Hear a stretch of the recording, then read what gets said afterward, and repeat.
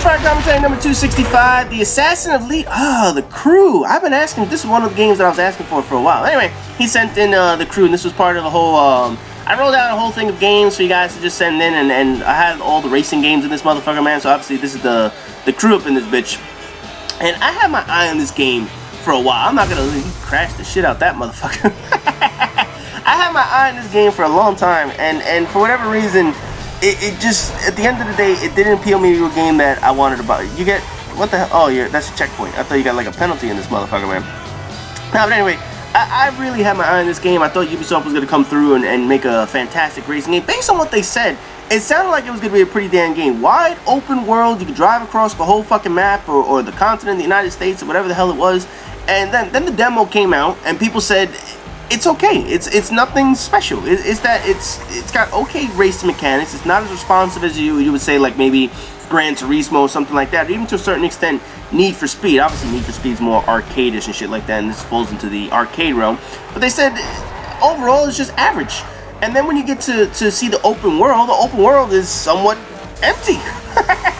That's the only way they could really describe this motherfucker, man. So anyway, I see that what the. Look at all this. He got what is it, 8 races in this motherfucker, and I see he's in second. But anyway, what the fuck, man? You suck at driving, dude. Nah, I ain't gonna lie. I crash this shit all the time. I'm sure he'll make a comeback in this motherfucker, man. But anyway, I really had my eye on this game, and the thing is, it just came out at a time when there were too many fucking games that were coming out while I was still playing Destiny. This game came out while I was still all into the whole Destiny shit, and obviously, you know, I put the game down now. I'm playing other shit. But at the time, it was like, yeah, we had everybody on my list, majority of friends on my list, the people on Prestige Gamers, we were still playing that shit. We were playing raids, we were doing daily content, we were struggling to fit people into all our nightfalls, you know what I'm talking about? Like, we would have like 10 people on, 3 parties, and then that one motherfucker be the lonely son of a bitch trying to run Nightfall, and then, you know, by the time he runs it, other people would join in and just help to help the motherfucker. Now, you can't even find anybody on fucking Destiny.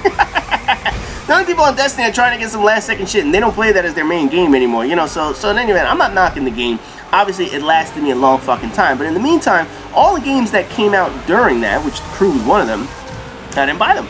And they had to be an amazing game for me to consider buying it. Now, Little Big Planet was the only exception. The only reason I bought that is because, even though it got bad reviews, the only reason I bought it is because I played all the other ones, and I wanted to play Little Big Planet 3, so I was like, ah, fuck it, you know what, I have something to play in this motherfucker, so I bought that game. But other than that, all the other ones, like Dragon Age, I never got into Dragon Age, so I didn't buy it. No, Need for Speed didn't come. Did Need for Speed come out? I can't remember if Need for Speed came out. But the Crew came out, Far Cry I never really got into. So they had a whole bunch of games that I just never got into the whole flow of them. So I never got them. So this was one of those games that, looking back, I probably could have gotten, and had Destiny not coming out, I probably would have bought this motherfucker, man. But hey, man, what are you going to do about that shit? Now, if I'm not mistaken, the Crew was originally scheduled to be released earlier than it was. And I know they had a very late release date. They released it like December, whatever the hell. And after seeing what happened to Drive Club... oh, fucking Drive Club. Sony, how did you let that studio fuck that game up so badly, man? I mean, if that game wasn't fucking finished, why would you... I'm gonna get into that shit, man. Now, but here's my thing with racing games. Obviously, when it gets to September... through, we're going to say Thanksgiving or so, and obviously Thanksgiving is a United States holiday, but let's just say September through November, that's when you get all the major blockbuster games. I don't know why they all decided to release during that time. I guess Halo did it all those years ago and everybody decided to copy that shit. Maybe it's because it's before Christmas and people buy before Christmas and they get that second win where people get more shit. Oh, you're just going through all the trees. Look at this motherfucker. That's how I drive. Fuck that shit, shortcut. No, but anyway, like I say, man, you know, when they release all those games, a lot of decent games get buried in the mix, and it's a shame because some games are pretty decent, like Shadows of Mordor, which received a lot of accolades and I believe a couple of Game of the Year awards. But unless you knew about the game, unless you were a big fan about the Lord of the Rings game, and personally I wouldn't buy that shit, I can't stand Lord of the Rings, but unless you bought that shit or you were a fan of the series, people didn't buy that game. And it's not because it was a bad game, it's because there's other things that came out that people were more interested in. What I would personally do, considering with the racing game in particular, racing games for the most part, I'm not going to say they're all the same, but they're similar enough.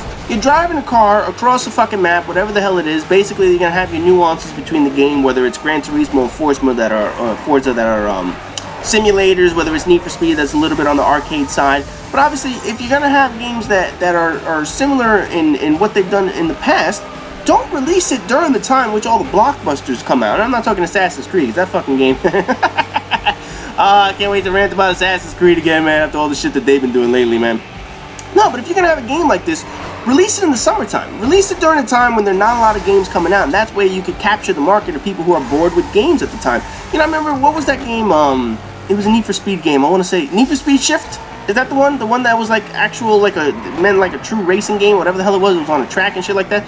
They released that game in the summertime. They didn't release it during the usual, you know, period of the Christmas period or whatever the hell it is. They released it during the summertime, and they had a lot of success with the game. The game was a pretty quality game from what they made, and they had some good sales, and it turned into Need for Speed Shift 2, whatever the hell it is, and it really brought back the series to relevance, because all the other ones, what the fuck happened to you?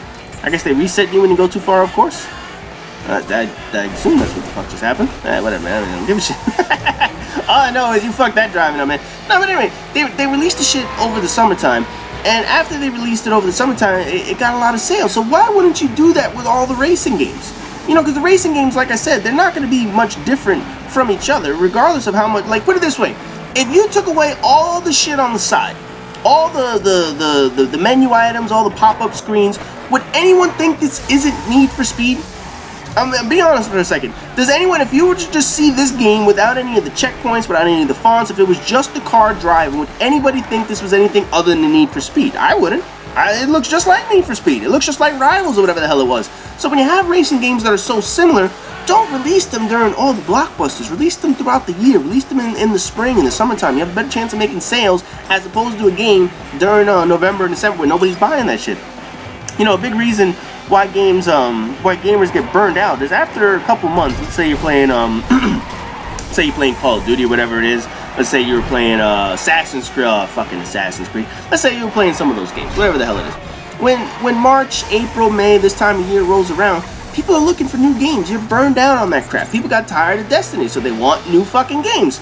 So when a new game like Battlefield Hardline releases now, that is the absolute perfect time to release it. Now, Battlefield, don't get me wrong, Battlefield was going to release in November. That was their initial expected date, but in the end, they couldn't finish it. They couldn't get it polished in time, so they moved the date back. But by moving it back, you're not competing against Call of Duty directly. You're not competing against all the other November games in which they're all, you know, fighting for a chance for people to buy it. It's like a fucking a sword fight at a club. You know, it's like 10 guys at a club to 1 woman ratio, and there's a huge fucking sword fight and shit, man. Oh, man, fuck that sausage fest. But anyway, like I was saying, it's not about, oh, I'm just going to give in because Call of Duty's selling. Call of Duty's obviously going to outsell every game. And it's not because it's better. It's just because that's how it is. That's how the world fucking works. Everybody buys Call of Duty. There's no way around that shit. So in any event, if you could avoid going against them head-to-head, do so. I remember when Battlefield launched, what was that, the Bad Company series. They did it over the summertime, and it had a good success because it didn't have to go head-to-head with Call of Duty. When people were burned out on the game, they said, fuck it, let's try something different, and they went out and they bought this motherfucker. So in any event, man, that's how racing games should work, but obviously, companies are going to release it whenever the fuck they want.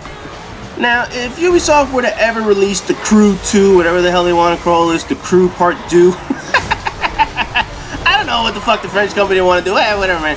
If they ever release Part 2, obviously I'll keep my eye on it. I didn't get this one. I didn't plan on buying. I initially planned on buying it, but if it just released at the wrong fucking time. But if they ever release another one down the road and it gets better reviews, you know, they'll have a chance to improve on a lot of things. That's one of the things you gotta admit what Ubisoft does.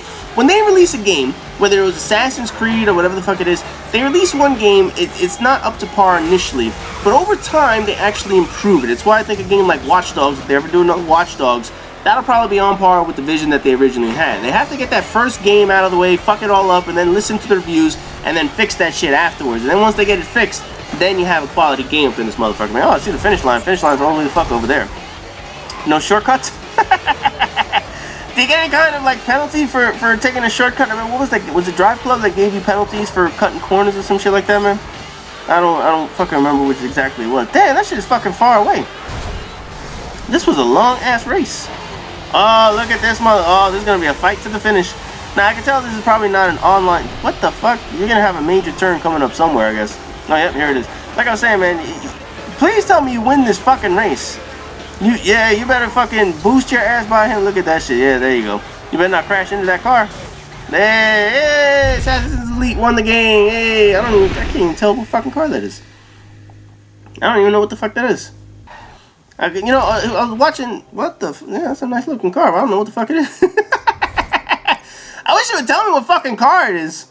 God damn, I was watching a whole fucking 10-minute race and I didn't even know what the damn car was. But anyway, as always, rate, comment, subscribe, and all that good shit, and I'll see you guys in the next video.